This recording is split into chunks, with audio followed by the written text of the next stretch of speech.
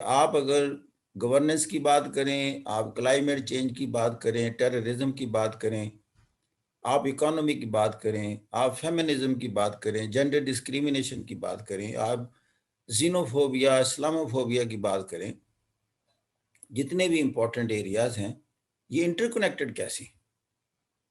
یہ inter connected ایسے ہیں کہ الٹیمیٹلی دو آبجیکٹو ہوتے ہیں۔ دنیا کے جتنے بھی ایشوز ہیں ان سارے کو اگر میں کہتا ہوں they are focused on one اور ٹو تھنگ، دنیا کی اکنامکس کنیکٹڈ ہے، گلوبلائزیشن کا ایک خاص مقصد ہے، جتنے ہمارے الائنسز ہیں ان کے بھی ایک جگہ جا کر سارے کنورج ہو جاتے ہیں۔ یہ جو کنورجنس ہے اس کے پیچھے وہ ڈائنامک فورسز کیا ہیں جنہوں نے سب کو اکٹھا کیا، یا کامنلٹی کیا ہے؟ یہ میں آپ کو بتاؤں کہ کامنلٹی دو چیزوں کے گرد گھومتی ہے۔ یہ جتنے بھی الائنسز بنتے ہیں، جتنے بھی جنگیں ہوتی ہیں، جتنے بھی امن کے سمجھوتے ہوتے ہیں اس کے بعد، اور جتنے بھی پولیٹیکل اور اکنامک اور سوشل ڈائنامزم ہے ورلڈ میں، یہ دو کن چیزوں پر فوکس ہے؟ میں بتاؤں، ایک نیشنل انٹرسٹ پر فوکس ہے۔ آپ دنیا میں جو بھی کام کرتا ہے، کوئی بھی ملک، کوئی بھی نیشن کسی کے ساتھ جڑتا ہے یا کسی سے جنگ کرتا ہے، وہ اپنی نیشنل انٹرسٹ کو سرو کرنا چاہتا ہے۔ اور نیشنل انٹرسٹ میں ہوتا کیا ہے؟ آپ کی socio economic growth and development اور اس پر امپیکٹس، پازیٹیو امپیکٹس۔ اور دوسری بات کیا ہوتی ہے؟ ورلڈ وائڈ ایک کنسرن دنیا میں ڈیولپ ہوتا ہے جس میں ساری دنیا کا کنسرن ہوتا ہے کہ on this point whole world should converge and they should collaborate and cooperate to realize those objectives, because those objectives have been considered and taken up and assumed in the benefit of the humanity. تو لہذا national interest اور humanitarian concerns جو ہیں یہاں ساری چیزیں converge ہوتی ہیں۔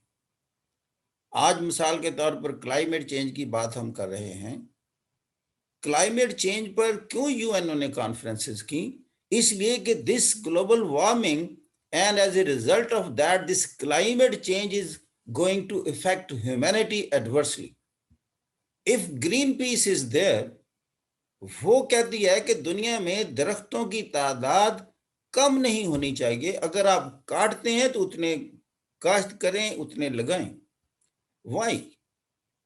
یہاں ہیومینٹی آ گئی کہ وہ جو آکسیجن سپلائی کرتے ہیں وہ کم نہیں ہونی چاہیے۔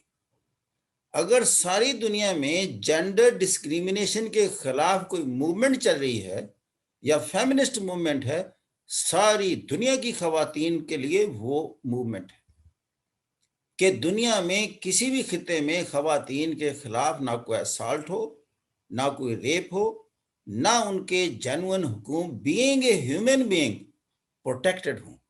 کہ دنیا میں کیونکہ کلچر ہے کہ ویکر سیگمنٹس کو دبا لیا جائے، ان کے رائٹس کو یوزرو کر لیا جائے، تو لہذا یو این او نے اپنے چارٹر میں شامل کر لیا سسٹینیبل ڈیولپمنٹ گول، اور اس سے پہلے ملینیل ڈیولپمنٹ گول میں، کہ عورتوں کے حقوق ساری دنیا کا ایک مشن ہے۔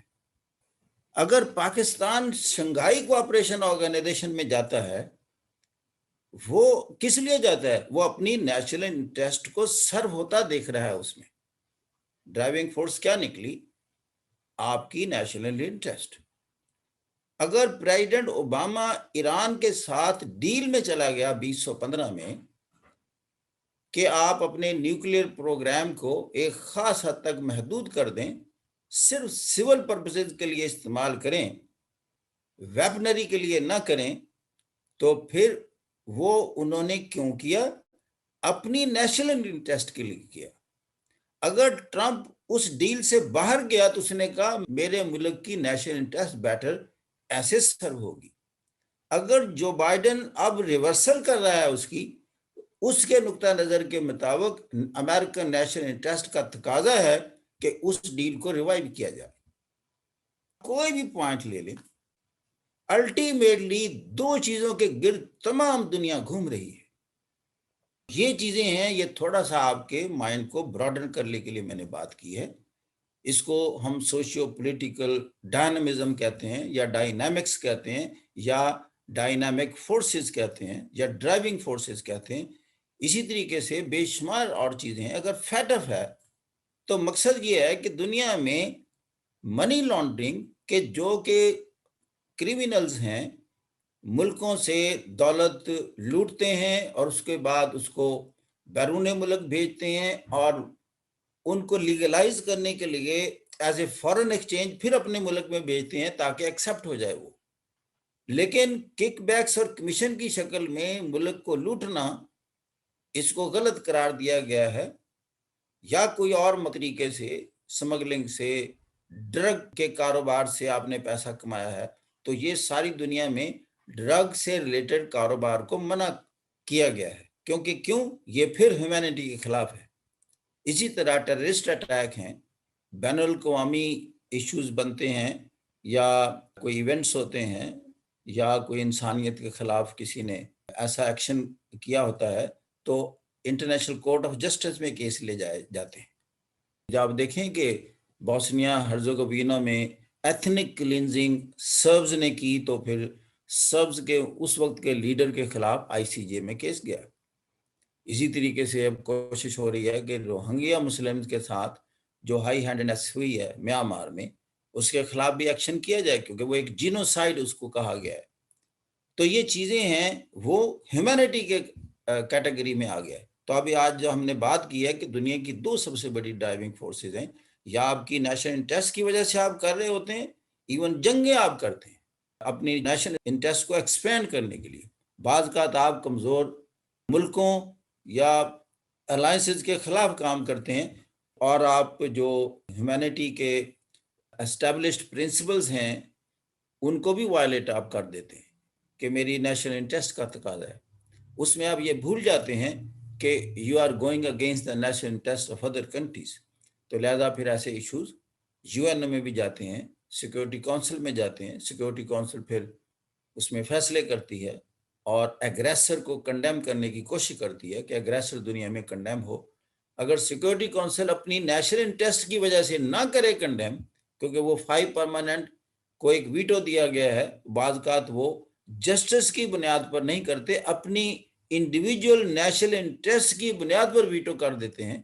تو لہذا پھر معاملہ جنرل اسمبلی میں لے جایا جاتا ہے کہ ڈیموکریٹکلی اس چیز کو ڈسکریج کیا جائے. وہاں چونکہ ملکوں کی اکثریت سے پوچھا جاتا ہے کہ بتائیں یہ پوائنٹ آف ایگریشن ہے کہ نہیں ہے، اور دنیا کا کنسنسس کبھی بھی اگریسر کے حق میں نہیں ہوتا. تو وہ ایک صرف پریشر پوائنٹ ہوتا ہے، لیکن اس کے پاس چونکہ پاور نہیں ہے. تو تیسری چیز آپ دیکھ رہے ہیں کہ دنیا میں جو انداز چلا ہے انفارچونیٹلی وہ ہے پاور پالیٹکس. اور دنیا میں ڈیموکریسی اس وقت آئے گی جب دنیا صحیح معنوں میں سیولائزڈ ہوگی. اور سیولائزڈ اس وقت ہوگی، ہم الٹیمیٹلی کنکلوڈ کرتے ہیں کہ جب دنیا کے فیصلوں کا اختیار آپ سیکورٹی کونسل کو نہ دیں، جبکہ سیکورٹی کونسل کے 5 پرماننٹ یہ مان جائیں کہ سارے اختیارات جنرل اسمبلی کو دیے جائیں، ورلڈ کنسنسس ڈیموکریٹکلی دنیا کے معاملات کو چلائے اور فیصلے کرے، پھر دنیا میں امن قائم ہوگا. اٹ ول ٹیک ٹائم کہ ڈیموکریسی یعنی انٹرنیشنل ڈیموکریسی صحیح معنوں میں اسٹیبلش ہو. اس لیے کہ پاورفل کبھی بھی اپنے اختیارات اصول و قوانین کے سپرد کرنا نہیں چاہتا. اصول و قوانین کے سپرد وہ قوم، وہ معاشرہ، وہ فرد کرنا چاہتا ہے جو کمزور ہو. طاقتور تو اصول و قوانین کو توڑتا ہے، وہ یوزرپ کرتا ہے، وہ اپنا حق سمجھتا ہے ایکسپلائٹ کرنا. لہذا نہ وہ جسٹس کی کبھی ڈیمانڈ کرتا ہے، نہ اصول و قوانین کی ڈیمانڈ کرتا ہے.